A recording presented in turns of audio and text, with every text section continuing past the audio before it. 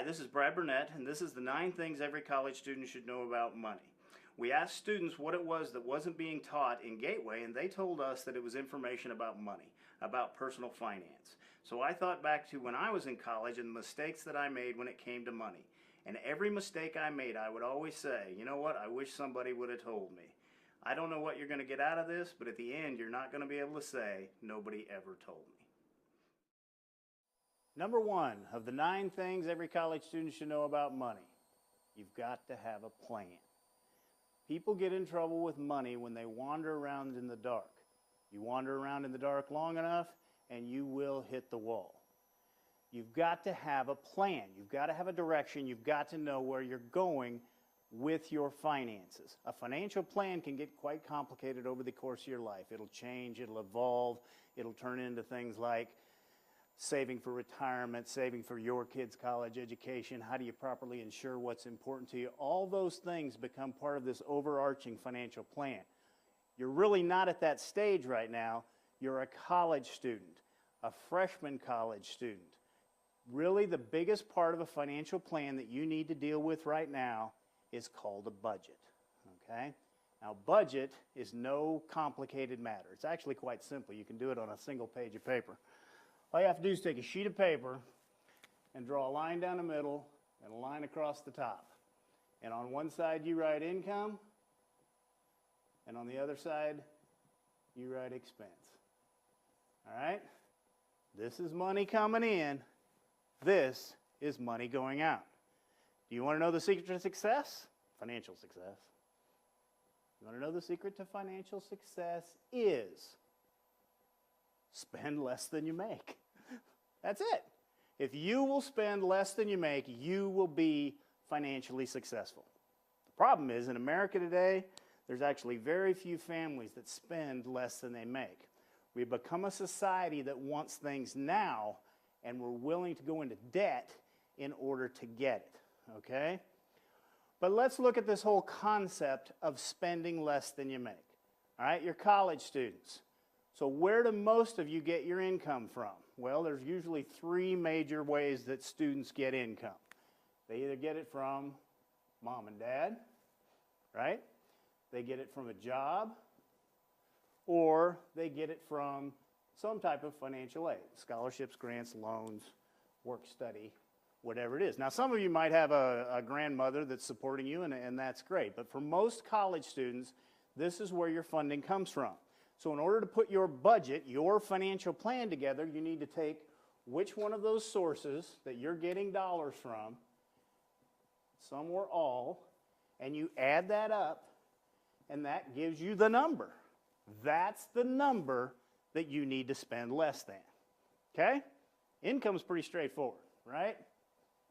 It's a little more complicated when you get over here on the expense side. And that's because it's very personal. Expenses is all about you. It's all about your personality. There are people sitting in this room who are spenders, who have $1 in their pocket. It'll burn a hole in their pocket till they can figure out a way to spend it. There are people in this room who are savers, who with $1 in their pocket, they will fight you before they give up that dollar, okay? Healthy place to be is somewhere in between, all right? But when it comes to expenses, because it's so personal, I can't tell you how to do it, because you're going to have to decide that for yourself. What I can do is give you a model that you can work from. And that model is this. You must decide for yourself the difference between what you need versus what you want. What you need versus what you want. And I know what you're thinking. You're thinking, well, I don't like this dude. This guy's telling me I can't have the things that I want. And that's not what I'm saying. That's not what I'm saying at all. All I'm asking you to do is this. Once you decide what it is the things that you need are, pay for them first. After you get the things you need paid for, go get what you want. Go get everything you want. The problem is that we typically have a pretty expanded view of what it is that we need. So by the time we get done paying for what we need, we don't have a lot of money left over for the things that we want. All right, now I don't know you guys, I don't know who you are, I don't know your needs versus wants, but you are a common group, so I know some things about you. You're all college freshmen. So I know for a fact that all of you need these things. You need to be able to pay tuition and fees. You need to be able to pay for some type of room and board, and you need to be able to buy books so that you can study and not flunk out. All right? All of you need to do that because you're college students. But after that, it becomes very discretionary. You know, I could say something everybody sitting in this room might have a different opinion of. And I'm sure I would have a different opinion from y'all. What if I was to say to you, while you're in college, do you need a car? A lot of different reactions. You know, we can't go around the room right now, so let me give you my impressions of whether or not you need a car. Here's my take. Number one, if you live in Shawnee, Oklahoma, or somewhere 30 miles away, and you get to college by driving that car to get here because you're a commuter student, I would say yes, you need a car to go to college. Or if you take your car and you drive it to some job that is providing you with income so that you can afford to be here, I would say yes. You need a car to go to college. Now, this one may surprise you coming from me. But if your mommy and daddy are paying for the car, why not have the car? It's not hurting your financial plan any, right? But what if you are making the car payment? What if you are paying for the insurance? What if you are paying for the gas? What if you are paying for the parking here on campus? Do you need a car? You know, life's all about decisions. What if you had just enough money to do one of two things? Either make that car payment or pay your tuition. What are you going to do? All right? Life's about decisions. Now, there are other things that can happen with your financial plan that is not as big a deal as a car. For example, we get into habits. And habits can be a good thing in college because it's time management, all right? So with time management, you can say, I have to be here, and I have to be here, and I have to be here. And that's important for a college student because it keeps them on track and they don't get lost in the system. But habits can also be deteriorating because things happen that you just don't pay attention to. For example, let's say every morning you stop over at Starbucks and get a cup of coffee. It costs you, say, $4. All right? Let's say that after you get out of class, it's, you know, sort of in between lunch and you don't have time to go eat lunch, but you're hungry. So you stop by the snack machine and get a snack for $1.25, whatever. You then go on a Friday night because you're tired of eating on campus and you go to one of the restaurants over across the I-35 and you spend $20 on a meal. And then on Saturday night, you go out with your friends and you spend $30 doing, you know, whatever you do on a Saturday night. Okay, so what? I mean, you're buying a cup of coffee a day, you're getting a snack out of the snack machine, you are going out to eat off campus one day a week, and then you're going out with your friends. I mean, that's just living, right? Did you know that at the end of a year, you will have spent over $3,000 doing those things? The question you have to ask yourself is this: what would I do? What would my behavior be if I had that $3,000 in my possession all at once? Would I go buy cups and cups of coffee? Probably not. What if you really wanted to go somewhere cool on spring break? And you know what? $3,000 was enough money to get you there. Guys, this number never changed. The amount of money that you had available to you in your financial situation stayed exactly the same. The only thing that changed was when you got over here on the expense side, you managed your money in such a way that you were able to save up to get something that you wanted. You manage your money. Don't let your money manage you. Okay? Number two. Number two is called, hey, you got $1 I can borrow. There will come points in your life when you are not going to have enough money in your pocket to make certain big purchase items.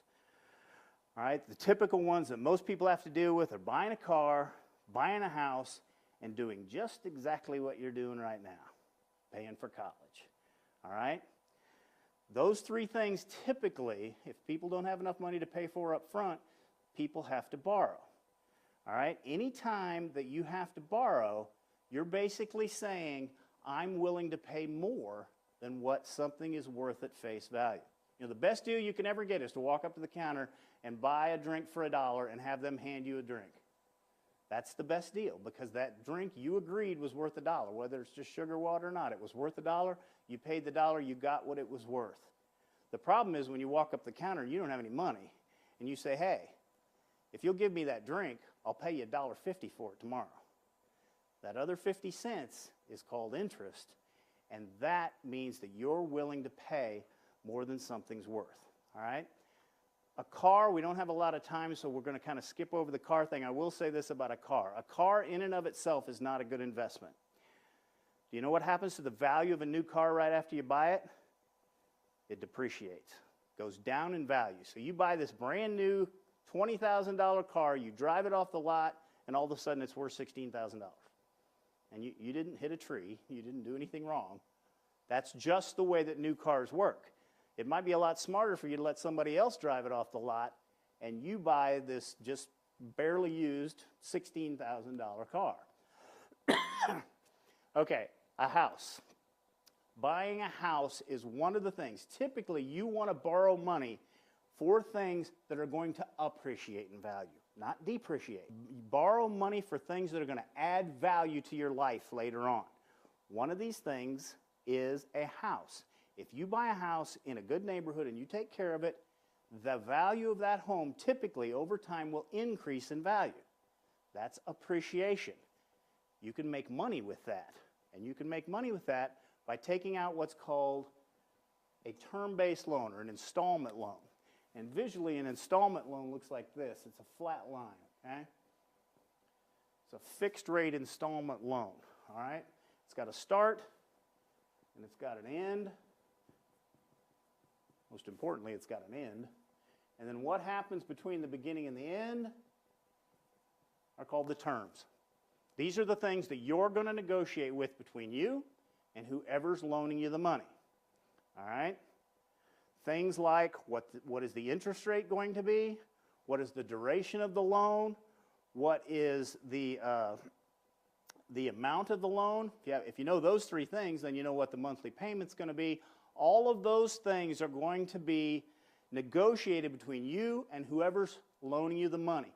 So if you keep up your end of the deal on this installment loan and you get to the end, you can consider these monthly payments, when you get to the end, you own that car. You own that house, or you no longer owe the student loan companies any money. Don't think for 1 minute when you drive off that car lot with a brand new car that you've got a loan against that you own that car. You really think you own it? Skip a couple of payments. You'll figure out real quick who really owns that car. Okay? All right, house. The reason a house can make money is because you can borrow for a house over a long period of time, like 30 years. As long as you get what's called a fixed interest rate loan. Please, if you don't get anything out of this, please get this. When you take out a mortgage on your home, you want a fixed interest rate loan because you can plan for that over this extended period of time. So for example, a lot of them are 30 years. So you take out a loan, and for 30 years, you are paying on that loan. And we've already established the fact that houses appreciate in value, right? So you start right here at payment number 1, and over time, the value of your home goes up. Well, you're also making payments to the bank, the people that loaned you the money. So over time, the amount of money that you owe to the people that loaned it to you is going down. So these things are going in opposite directions. Here's what's the house is worth. Here's what you owe to the bank. They're going in different directions. So this gap is getting bigger. This gap, the difference between what it's worth and what you owe, is called equity. And equity in your home can be turned into cash. It can be turned into cash either when you sell your home, or it can be turned into cash that you can borrow against, and that's the way a lot of people will start their small businesses, by taking out what are called home equity loans. All right, all of you need to make sure that you don't pay a 30-year loan to the full term. In other words, you want to make amortized payments, meaning that you pay ahead, so you pay down the term of the loan, and you don't have to pay 30 years worth of interest. But buying a home, typically in a good housing market, is a good investment. All right, the last one, student loans. Here's the deal. The University of Oklahoma, we do about $200 million worth of financial aid every year. That's $200 million that we push out to you guys to help you pay for your college education, all right? Of the $200 million, over $100 million is in the form of a loan. And that bothers me. It bothers me a lot because we are putting you guys into debt.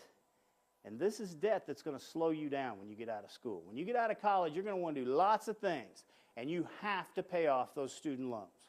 You cannot discharge a student loan in bankruptcy. If you do not pay it, they will wreck your credit. They will garnish your wages. They will do whatever they have to do in order to get their money back. Okay? Now that I've sufficiently scared you, I need to tell you the other side of the coin. The other side of the coin is this. We've already said you should invest in things that are going to appreciate over time. When you graduate from college, your earning potential, this comes from the census, is about $25,000 a year higher than if you go to work right after high school. So a high school graduate makes about $25,000 a year. A college graduate makes about $50,000 a year. This is nationwide average, all right? That's a $25,000 a year difference on average nationwide. You multiply that over a 40-year working career, that's $1 million. That's what you're playing for here. That's why you're sitting in these seats. It's for the opportunity, no guarantees, but the opportunity to earn $1 million more over the course of your lifetime. Now, if you compare that $1 million payout to the average indebtedness at OU is about $23,000 of the students who borrow. $23,000, a lot of money, it's going to slow you down. But you compare that to the investment of $23,000 now for $1 million payout over the course of your life, that is a good investment. Don't borrow to play. Don't borrow to live some elevated lifestyle when you're in college. Use the money for what it's there for, to pay for the things that you need so that you can get your degree and then get the job that you want and make your dreams come true. All right? Number three. Number three is called charge. And charge looks very different from a term-based loan. Charge looks like this. It's a circle, isn't it? There's no beginning. Well, I guess there is technically. But there's no end. In other words, it goes around and around. Sometimes it's referred to as revolving credit. All right? And that's how credit cards work. It took me until I was in my mid-30s to actually figure out just how credit cards do work. This is the story of what happened to me. I was traveling a lot, and when you travel, you have to put your expenses on a credit card, and then you fill out an expense report, and your company pays you back. That's how it works. Well, the problem is when you got it on your personal credit card, if you don't get your expense check quick enough, then your credit card could get charged interest. Well, I was traveling a whole bunch, and I get this big credit card bill in the mail. And it